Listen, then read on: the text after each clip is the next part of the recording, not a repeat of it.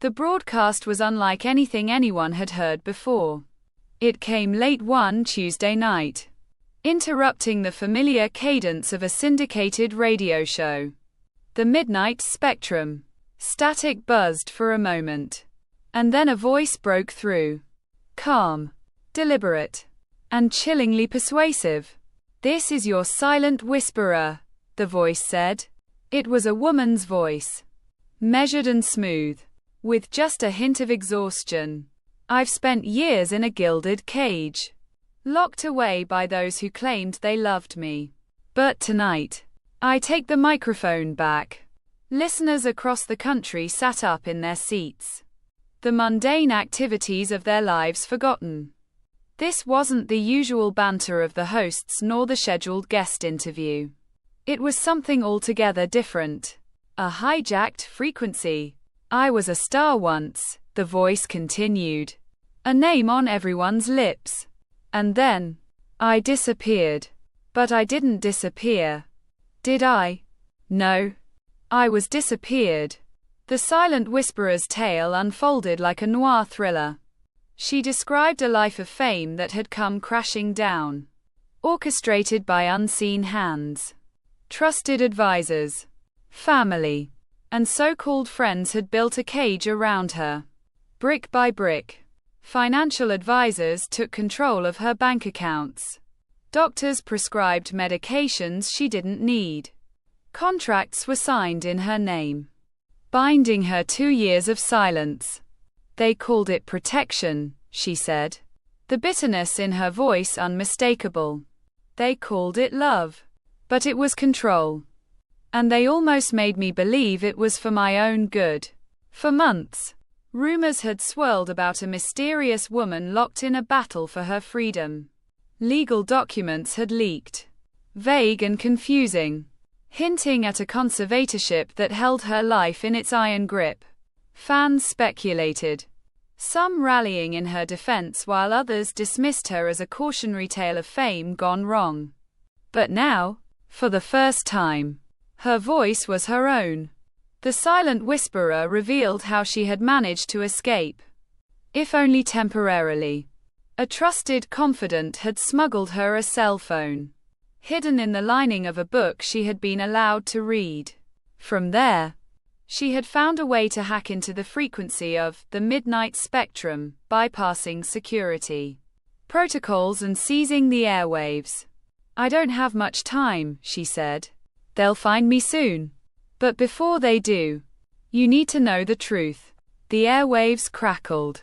And for a moment, it seemed she might have been cut off. But then her voice returned, more determined than ever. "They told me I was broken, that I couldn't trust my own mind. They convinced the courts, the doctors, even my fans. They made me into a shadow of myself. But I am not broken. And I am not a shadow." Listeners called into the station in droves, their messages of support and confusion flooding the lines. Some demanded to know who she was. Others begged her to keep talking. But she ignored the questions, focused solely on her story.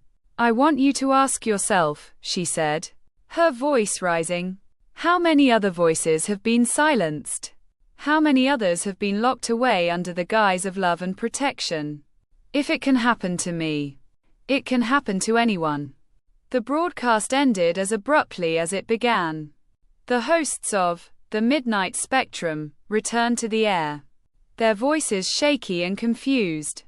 They claimed to have no knowledge of what had just happened, dismissing it as a technical glitch. But the listeners knew better. Over the following days, social media lit up with speculation. Some claimed it was a publicity stunt, a clever ploy to boost ratings for the show. Others believed it was the real deal, a cry for help from someone desperate to reclaim their life. Conspiracy theories flourished, with amateur sleuths analyzing every second of the broadcast for clues. The silent whisperer became a cultural phenomenon. T-shirts, hashtags, and memes spread like wildfire.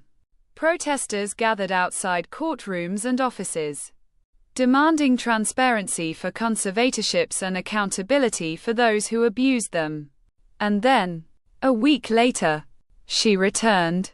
The second broadcast was shorter, but no less impactful. Her voice was steadier this time, as if she had found strength in the outpouring of support. "They're trying to silence me again," she said. "But I won't go quietly. And neither should you." The broadcast ended with a cryptic message. A single word, repeated 3 times. "Listen. Listen. Listen." No one ever figured out how she did it. The station claimed to have locked down their frequencies, but the silent whisperer always found a way through.